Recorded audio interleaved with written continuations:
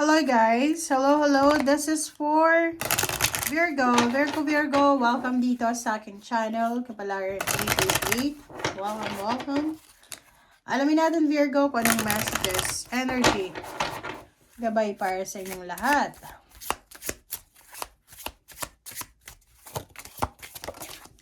Okay, first card natin is a new day, Virgo.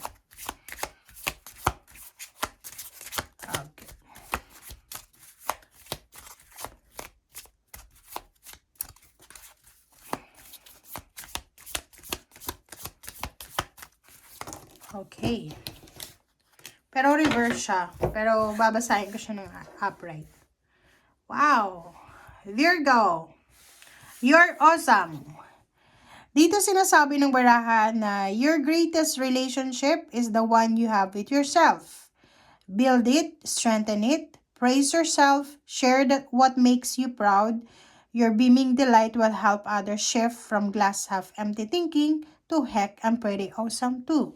So, etong barahang to, doon sa mga overthinker na Virgo, doon sa mga Virgo na negative yung outlook nyo sa buhay, yung parang nawawalan ka ng interest sa buhay, nawawalan ka ng plano, ng goals, or parang feeling mo outdated na yung pagkatao mo, sinasabi ng barahan na to na ang pinaka-importante daw na relationship mo is sarili mo. So, you need to love yourself, self-love. You need to take care of your body, your health.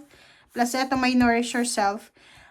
Sa linggong ito, possible ka na magkasakit or pwedeng mayroon kang ubo, sipon, or anything na pwedeng magpa-deteriorate ng confidence mo. So, dito sinasabi ng baraha na nourish yourself, alagaan mo daw yung sarili mo.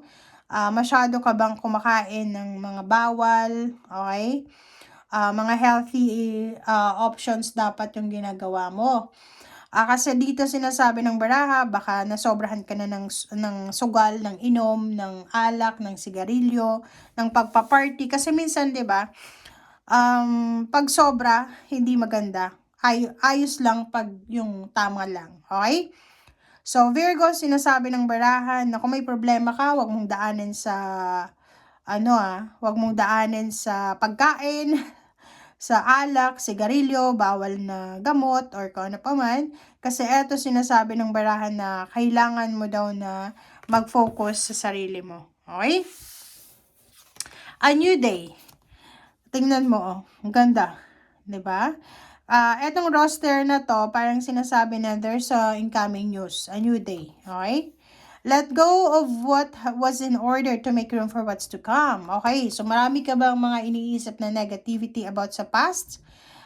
Dito sinasabi ng barahan na oras na para i-release mo yung relationship na hindi na para sa'yo, okay?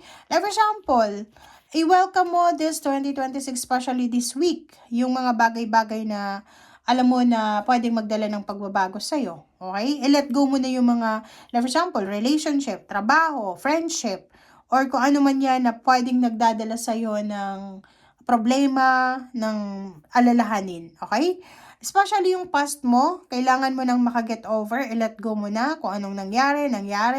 Kung nagkasala ka, humingi ka ng tawad, kung ikaw yung ginawa ng mali, just let go, let God, let it flow.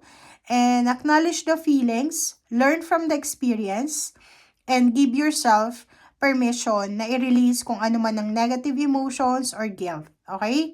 So, sinasabi ng bara ng kung may isang area sa buhay natin na hindi maganda, may kapalit yan na bagong opportunity. Okay? So, wag kang maging negative. Wow, ang ganda na ito guys. Okay, so tingnan natin dito Virgo sa second deck.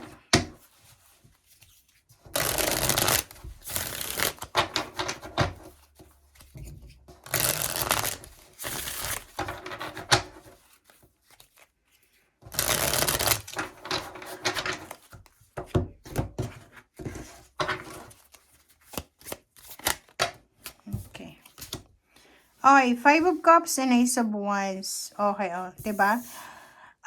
Dito Virgo, sinasabi ng baraha, instead ng regrets, instead ng pagsisisi, okay, instead na magsisi ka, instead na mag-isip ka ng negative, kailangan mo daw na maging positive, kailangan mong maging, tawag dito, maging excited, 'di ba? So, wag kang, kumbaga, matulog sa sitwasyon na alam mo na wala nang solusyon, parang ganon. So, you need to, parang let go. Let go na talaga yung mga bagay, sitwasyon, tao na alam mo na hindi na.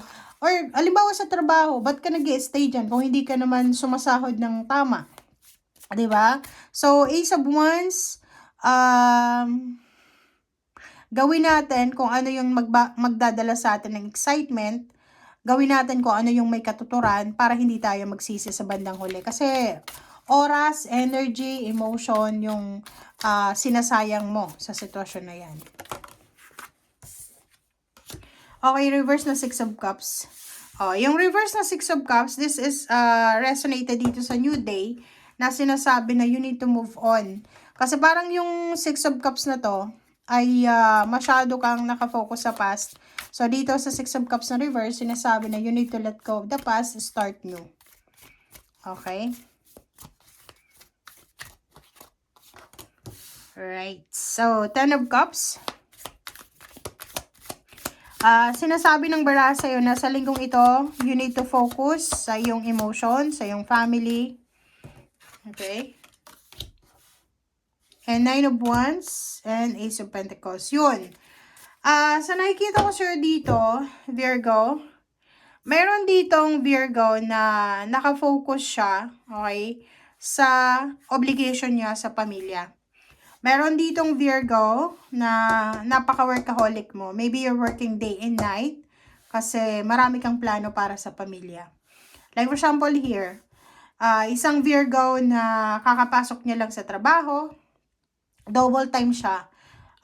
Nakikita ko yung sobrang motivation and sobrang drive mo, okay? Parang ang Virgo na to is kakagraduate niya lang ng kolehiyo or kakatapos niya lang ng board exam, pero paspasan yung paghahanap ng trabaho niya or paghahanap buhay, may part-time, may full-time.